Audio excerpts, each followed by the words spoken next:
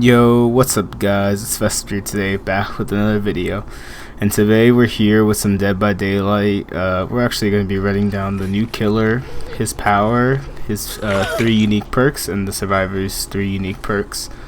Before we start this video, I wanted to point out that I play on the Xbox, so I don't have footage of the PTB right now, and I don't want to wait hours to get games. So you're going to be seeing some just regular game footage, but I'm going to be going over the killer's perks. And I want to say that I'm getting my information from Otstarva's video, so if you want to see his perspective, I'll link his video in the description. And with that being said, so let's get started with the killer's power, or the killer, who is the Blight. And his power is called Blight Corruption, and what it is, basically you activate it and you increase your movement speed. That's what the power does, at base while you're running. The way to activate its special ability is to when you run into an object like a wall or something, that starts the ability. Now you basically have speed and you can attack, because when you first activate this power you can't attack, you can only just run faster. But when you bump into objects, you gain the ability to attack, and you can bump into 5 objects before you have to go into a recharge rate. So his power is unique. From what I've seen, it's a little hard to use right now because the way you bounce off things is kind of weird. But it's not terrible, and I think it's going to be an interesting power. If you learn how to use it really well, I can see it being pretty strong, but I can also see it being on the weaker side, so I don't know. You might have to tweak with it before it becomes anything super special. But that's his power. So now we'll move on to his 3 unique perks, which are Dragon's Grip, which after kicking a generator, anybody who touches that generator will be given the exposed status effect, which means they'll be a one-shot and they'll scream.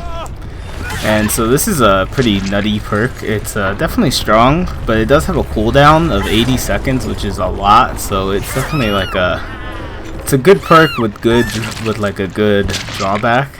I think it's going to be a challenging one to deal with for survivors. The next one is Hex Blood flavor, which when a survivor, basically when you're in a chase with the survivor and you hit them, any pallets within 16 meters of you will be blocked by the entity. Then this has the potential to be super good, especially if the scenarios where the survivor's about to get to the pallet and you hit them right before. That will basically guarantee a down, because then they'll have to run to another pallet. So this is definitely a stronger one. This one also has a 40-second cooldown, so not as much as the other one, but still a decent amount. And that's definitely a strong one. And then we have his 3rd perk, which is Hex Undying, which is if a survivor destroys any hex totems that's not Hex Undying, then it will be the hex totem will be brought back in the place of a dull totem. And anybody who gets near hex totems has their aura revealed.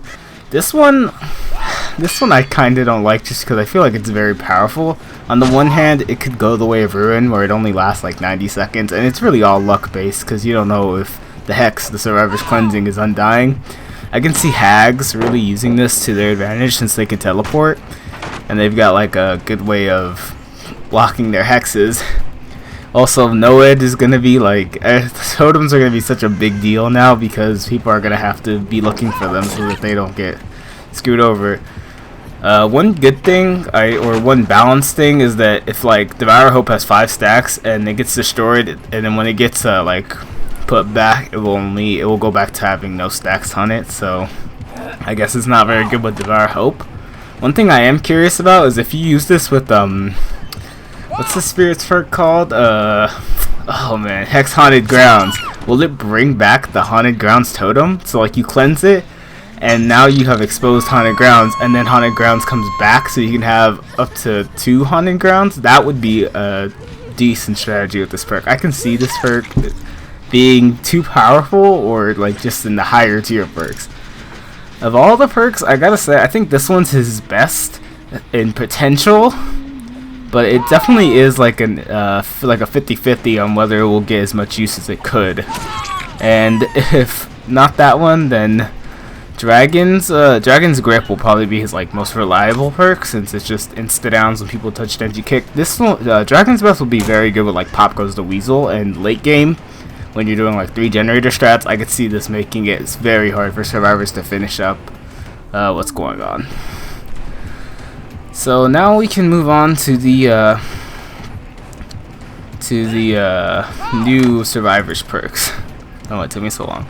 The first one is called Visionary, excuse me, and all it lets you do is see auras of generators, and so it's like Bond but for generators. And I can see this being good for new beginners, but most people who have been playing Dead by Daylight probably know where the generators are, and there's so many clues, like you can see at the top, and when they're in buildings the lights are flickering, then there's a generator.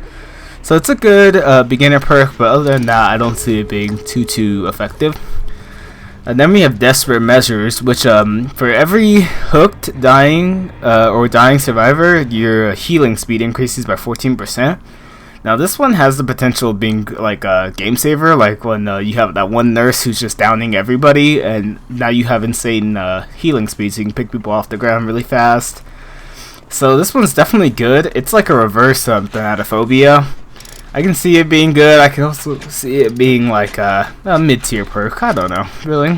And the last one, which is Built to Last, and it basically it will refill your items when you use it all the way one time after 10 seconds.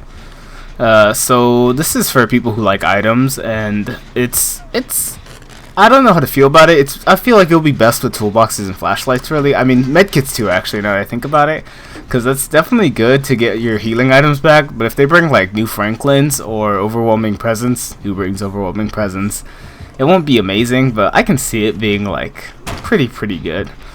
So overall, also they have updated generator graphics, and they've given new animations to when you're repairing generators. I really like this. I think they're just like nice quality of life things that improve the game slowly. So overall, I feel like this new chapter is pretty solid. They've got some good perks. None of them I would say is necessarily bad. Like other chapters I've been like, oh, those perks were alright, but not really the best. But these are all good, and I really like them.